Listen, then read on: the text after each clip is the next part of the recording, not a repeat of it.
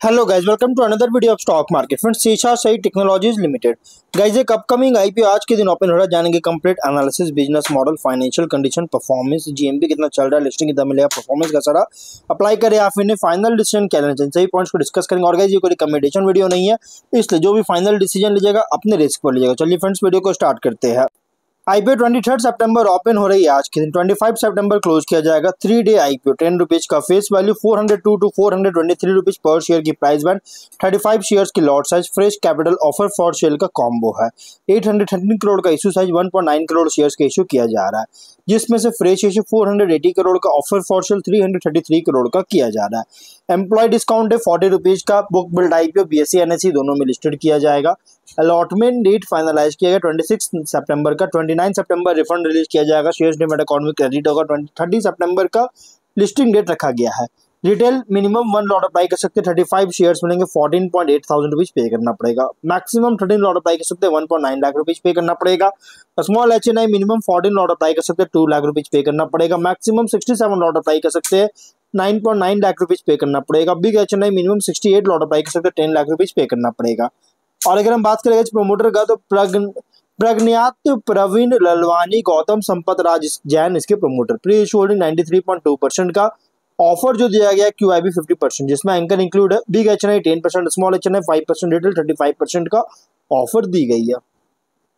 अगर हम इसके जीएमपी की बात करेंगे तो 85 रुपीज का, जीएमपी लगातार गिरावट आ रहा है। मैक्सिमम 115 रुपीज का था, जो कि 20 सितंबर को, उस पर लगातार जीएमपी गिरावट है 111, और अभी बहुत ज्यादा कल के दिन गिरावट आया 85 रुपीज का, जिसके अकॉर्डिंग 20% का लिस्टिंग एक्सपेक्ट कर सकते हैं हम। 508 रुपीज का एस्टिमेटेड लिस्टिंग प्राइस, 2975 रुपीज का एस्टिमेटेड प्रॉफिट आपको मिल सकता है।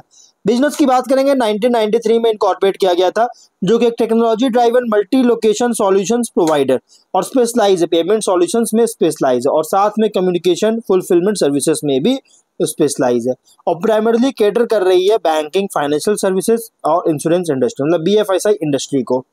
और कंपनी जो है स्केलेबल रिकरिंग सॉल्यूशंस जो है ऑफर करता है प्रोप्राइटरी प्लेटफॉर्म्स के थ्रू, जिससे BFSI सेक्टर्स जो ऑपरेशन है इंडिया में इसको इनेबल कर सके। और एडिशनली कंपनी जो इंटरनेट ऑफ थिंग्स सॉल्यूशंस भी प्रोवाइड करता है डाइवर्स रेंज ऑफ कस्टमर्स को, अलग अलग इंडस्ट्रीज में। कंपनी जो है customized portfolio of services offer करता है 24 सेल्फ सस्टेनिंग मैन्युफैक्चरिंग यूनिट के साथ के थ्रू, जो कि 7 लोकेशंस में है इसका मतलब यूनिट है और इंडिया में, और इक्विप्ड है advanced machinery, raw material, skilled workforce के साथ, जो कि लोकल रिक्वायरमेंट्स को मीट कर रही है। और कंपनी का यूनिट जो है सर्टिफाइड है ग्लोबल पेमेंट स्कीम जैसे NPCI, PCI, IBA से जो है मतलब सर्टिफाइड है इनके द्वारा। Payment card production, data security, cheque manufacturing, जिसके के लिए जो कि इंश्योर करता है कॉम्प्लियंस को, इंश्योर करता है IT, cyber and physical security standards के साथ। बिजनेस ऑपरेशन है पेमेंट सॉल्यूशन, जो कि कंपनी पेमेंट इंस्ट्रूमेंट जैसे debit card, credit, prepaid, transit cards, wearables, merchant, QR, cheques, secure transaction stationery, जो कि बैंक्स, फिनटेक, अदर इश्यूअर्स को मतलब प्रोवाइड करता है, पब्लिक और प्राइवेट सेक्टर्स में इसको ऑफर करता है। कम्युनिकेशन एंड फुलफिलमेंट सॉल्यूशंस, जो कि company omni channel communication solutions offer करता है रूबिक प्लेटफॉर्म के थ्रू, और प्रिंट और डिजिटल सर्विसेज जैसे प्रोवाइड करता है bank, insurance companies, AMCs, depositories, financial institutions, जिसमें include account statements, compliance communication, customer request, जो कि फिजिकल और डिजिटल फॉर्मेट, इन दोनों फॉर्मेट प्रोवाइड करता है। इंटरनेट ऑफ थिंग्स सॉल्यूशंस में अगर हम बात करेंगे तो IoT powered RFID and NFC solutions offer करता है, जिसमें इंक्लूड है passive RFID tags, labels, readers, जिससे supply chain management, product authenticity, real time data जो है अलग अलग इंडस्ट्री जैसे रिटेल, मैन्युफैक्चरिंग, लॉजिस्टिक्स में ऑप्टिमाइज कर सके। टेक्नोलॉजी प्लेटफॉर्म से अगर बात करें, रूबिक जो कि डेटा प्रोसेसिंग प्लेटफॉर्म है, और ये पर्सनलाइज होता है आउटपुट के लिए, आउटपुट पर्सनलाइज करता है, इंटीग्रेट होता है सिस्टम के साथ, सिक्योर कम्युनिकेशन और internet of things solution support करता है। ये तात्राक अगर हम बात करें तो एक AI पावर्ड लॉजिस्टिक सॉल्यूशंस है, जो कि रियल टाइम में डिलीवरीज ट्रैक करता है और इससे एक्यूरेट बिलिंग इंश्योर करता है, सर्विस डिलीवरी एनहांस करता है। IOMs, जो कि वेब बेस्ड ऑर्डर और इन्वेंट्री मैनेजमेंट प्लेटफॉर्म है, जो कि ऑर्डर प्रोसेसेस को स्ट्रीमलाइन कर रही है और कंसोलिडेटिंग ट्रांजैक्शंस के द्वारा कॉस्ट को रिड्यूस कर रहा है। 30 जून के अकॉर्डिंग 862 परमानेंट एम्प्लॉइज का टीम है, competitive strength, established leadership position है large and regulated payment solutions industry में, जिसमें एंट्री में हाई बैरियर्स लगाया जाता है। लॉन्ग स्टैंडिंग रिलेशनशिप एक लार्ज कस्टमर बेस के साथ, comprehensive portfolio, customisable and scalable solutions का, और प्रोप्राइटरी टेक्नोलॉजी स्टैक है जो कि बेस्पोक सॉल्यूशंस इनेबल कर रही है। Pan India advanced manufacturing capabilities है। Track record healthy financial performance का देखने को मिला है। एक्सपीरियंस प्रोमोटर और सीनियर मैनेजमेंट टीम है जो कि बैक्ड है कमिटेड एम्प्लॉय बेस के द्वारा। तो कंपनी का बिजनेस बात करें तो ये one of the most preferred partner है मल्टी लोकेशन सॉल्यूशंस के लिए, BFSI इंडस्ट्री के लिए, और ये बहुत सारे फर्स्ट है जो कि नए टेक्नोलॉजी और फुलफिलमेंट सॉल्यूशंस पर जो कि क्रेडिट जो फर्स्ट मतलब कि जो सो बहुत सारे क्रेडिट के लिए जो सो बहुत सारे फर्स्ट जो सो कंपनी प्रोवाइड करता है।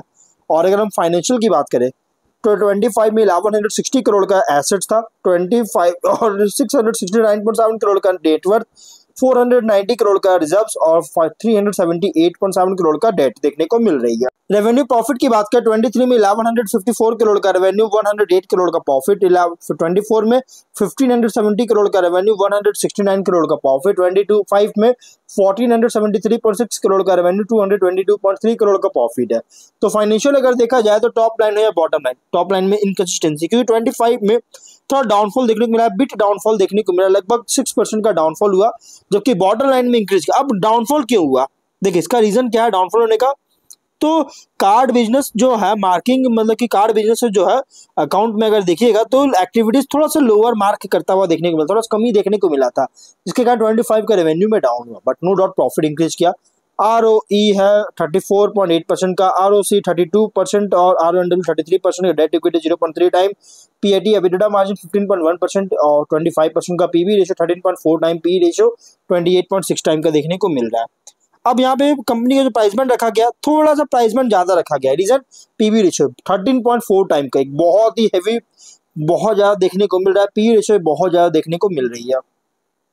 कुछ रिस्की पॉइंट है जैसे BFSI वर्टिकल्स में जो डिमांड है अगर रिड्यूस होता है इससे वल्नरेबल है, जिसमें रेवेन्यू इंपैक्ट कर सकता है, ऑपरेशंस भी जो है डिस्टर्ब हो सकता है, रॉ मटेरियल सप्लाई इश्यूज होता है, तो डिविडेंड कंसिस्टेंसी डिपेंड करता है फ्यूचर अर्निंग्स और इकोनॉमिक फैक्टर्स पर। अब देखिए मेजॉरिटी रेवेन्यू जो कंपनी जनरेट करता है पेमेंट सॉल्यूशन से जो कि 61.7% कॉन्ट्रीब्यूशन है, और कम्युनिकेशन फुलफिलमेंट सॉल्यूशन 37% का कॉन्ट्रीब्यूशन, मतलब मेनली मेजॉरिटी रेवेन्यू जो है इन्हीं दोनों सेक्टर से जनरेट करता है, लगभग 99% का रेवेन्यू है, जो कि थोड़ा सा कंसर्न रेज कर रही है।